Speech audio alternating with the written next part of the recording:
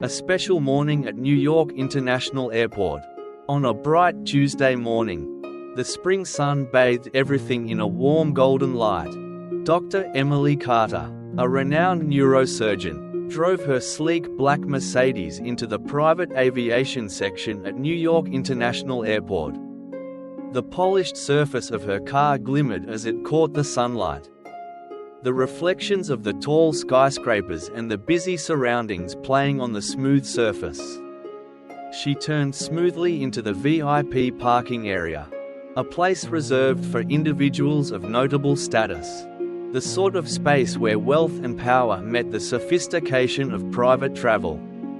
At 45 years old, Dr. Carter had worked tirelessly to achieve her esteemed position as one of the top neurosurgeons in the United States. A recognition that came only after years of commitment, struggle, and sacrifice. This particular day was especially important. A wealthy patient in Boston had requested her expertise for a complicated brain surgery, one that required a delicate touch and an experienced hand. The patient, a business tycoon, had arranged for a private jet to take her there, an acknowledgement of both her skill and the urgency of the situation. Dr. Carter checked her watch. It was 8:30 a.m. She had more than enough time before her 9 a.m. flight.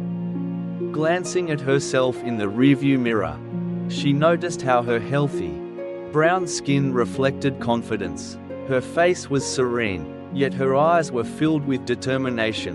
Her neat braids were styled into a professional bun, an outward symbol of her methodical approach to life and work.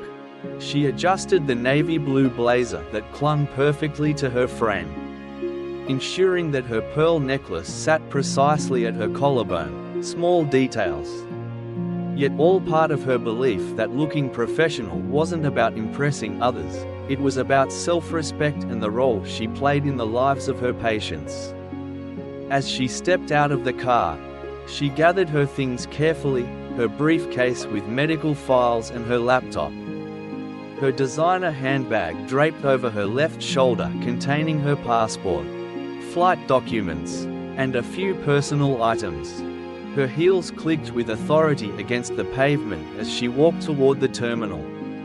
The private aviation terminal was unlike the rest of the airport, smaller, more exclusive, with large glass windows that framed a modern architectural design. Expensive cars were parked outside, some bearing foreign license plates. A few other travelers, dressed in business attire, spoke quietly in the parking lot, as though each conversation could be overheard. Approaching the entrance, Dr. Carter noticed a security guard standing at his post. He was a middle-aged, white man with graying hair, wearing a blue uniform with a badge reading, James Peterson. At first, Dr. Carter didn't think much of him. She had passed through many security checks during her career, each of them typically mundane and uneventful. But as she walked closer, she saw the guard's eyes narrow, scrutinizing her, as if he were unsure of her presence there. She didn't understand why he was staring at her in that way, especially since she had everything prepared.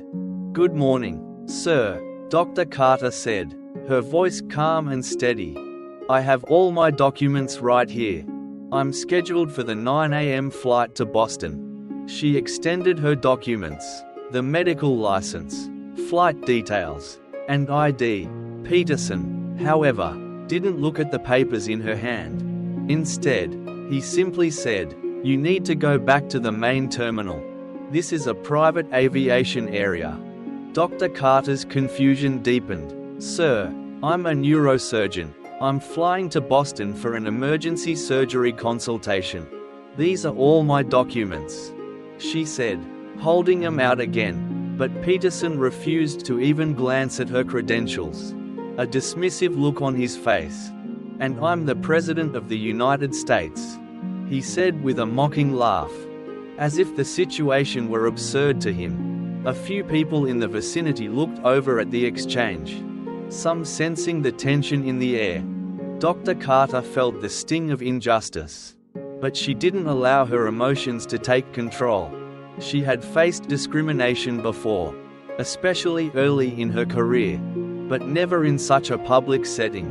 She knew how to keep calm, how to navigate the storm inside her. But the fact that Peterson was treating her like this, despite her credentials, was beyond the routine she had become accustomed to. She glanced around and noticed something that made her heart sink. White passengers were allowed to pass without being stopped or questioned. The contrast was unmistakable. As a black woman, Dr. Carter had experienced the subtle, and sometimes not so subtle, ways in which racial discrimination crept into everyday life. But never before had it been so blatant in a place that she thought was beyond such prejudice. Feeling her patience waning, Dr. Carter began recording the incident on her phone, keeping her voice steady as she spoke. "Can you explain why I'm being stopped while other passengers aren't?" she asked quietly, but firmly. Peterson's frustration grew as he looked around, likely aware of the attention that was now shifting towards him. "All right," he snapped. "I'll call security." Dr. Carter didn't flinch. She wasn't about to let this slide, not when her professional integrity was being questioned so openly. "Go ahead," she said. "I'm happy to wait for them." The crowd around them had grown, many pulling out their phones to document what was happening, some exchanging whispers about what they were witnessing. After what felt like an eternity, Ms. Simmons, the head of airport security, arrived on the scene. She was a tall woman in her late 40s, her demeanor composed but authoritative. Dr. Carter felt a wave of relief as she recognized the woman's role. She had dealt with Ms. Simmons before, always fair, always professional. "James," Ms. Simmons said sharply, her voice carrying across the quiet terminal. "Hand over your badge." There was no room for argument. And Peterson, visibly flustered, reluctantly handed over his badge. "You're fired," Ms. Simmons declared, turning to Dr. Carter with an apologetic look. "I'm so sorry about this. Dr. Carter, this should never have happened." The crowd, which had grown to several people by now, applauded. The support for Dr. Carter was palpable. And for a brief moment, she allowed herself to feel the weight of the situation, the wrongness of what had just transpired, and the relief that it was being addressed. Peterson stood silently, his face a mixture of anger and embarrassment, as he was escorted out of the area by another security officer. Once the situation was resolved, Dr. Carter was quickly escorted to her private jet. The flight was still on schedule, and though she was grateful for the efficiency with which the staff had handled the situation, her mind remained occupied with the larger implications of the event. As the plane ascended, she looked out the window, the sprawling city below looking like a patchwork quilt of buildings and streets, each one representing countless lives intersecting in ways she could never fully understand. Her ordeal at the airport was far from over. It was only the beginning. As soon as Dr. Carter landed in Boston, the news of the incident began to spread on social media. The video of her calmly confronting Peterson went viral, shared by thousands of people across the country. The public's response was overwhelming. Messages of support poured in. And soon, Dr. Carter was contacted by several major newspapers and television outlets requesting interviews. Her story quickly became more than just a personal incident. It was a symbol of the broader systemic issues of racial discrimination, especially in professional spaces. She had sparked a nationwide conversation about the treatment of minority professionals in places that were supposed to be beyond bias. A year after the airport incident, Dr. Carter received an unexpected invitation from a global human rights organization. They were hosting a major conference in Washington, D.C., where leaders from around the world would come together to discuss racial discrimination and civil rights. This was an opportunity she could not turn down. As she walked into the Grand Conference Hall in Washington, Dr. Carter felt the weight of the moment. There were representatives from governments, international organizations, activists, and thinkers who had long fought for equality.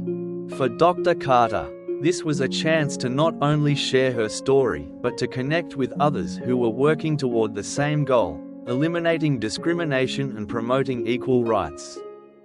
During her speech, Dr. Carter reflected not only on the challenges she had faced but on the changes she had witnessed in her own field, particularly in the areas of medical care and aviation. She spoke passionately about the need for systemic reform in these industries, the importance of diversity and inclusivity, and the role that each person had in creating a more just society. Her words resonated deeply with the audience. One African American doctor approached her afterward, his eyes filled with gratitude. "Your story gave me the strength to keep going," he said. "I thought the discrimination in healthcare was something I had to accept. But now I see that I can do something about it." Dr. Carter, overwhelmed by the impact her words had, realized that her personal struggle had become a beacon of hope for so many others who had faced similar challenges. Her fight was no longer just about her own dignity, it had become a larger fight for justice and equality. Years passed, and Dr. Carter continued her work in medicine, but she also devoted much of her time to a non-profit organization that supported minority doctors, helping them access career opportunities in the healthcare system. She established a scholarship fund for medical students from underrepresented communities, enabling them to overcome financial barriers to their education. Her story had transcended beyond a personal achievement or a single incident. It had become a movement for justice, equality, and fairness, not just in medicine but in every corner of society where systemic discrimination had taken root. Dr. Carter's legacy would not be defined by the recognition she received, but by the lasting change she brought to the world. She had shown that one person's actions could lead to a revolution, and that the fight for equality could be won, one step at a time. Her story was a reminder that even the smallest actions, when motivated by integrity and justice, can ignite a spark that spreads far and wide, changing the course of history. And as long as Dr. Carter's work continued, the light of that spark would never fade.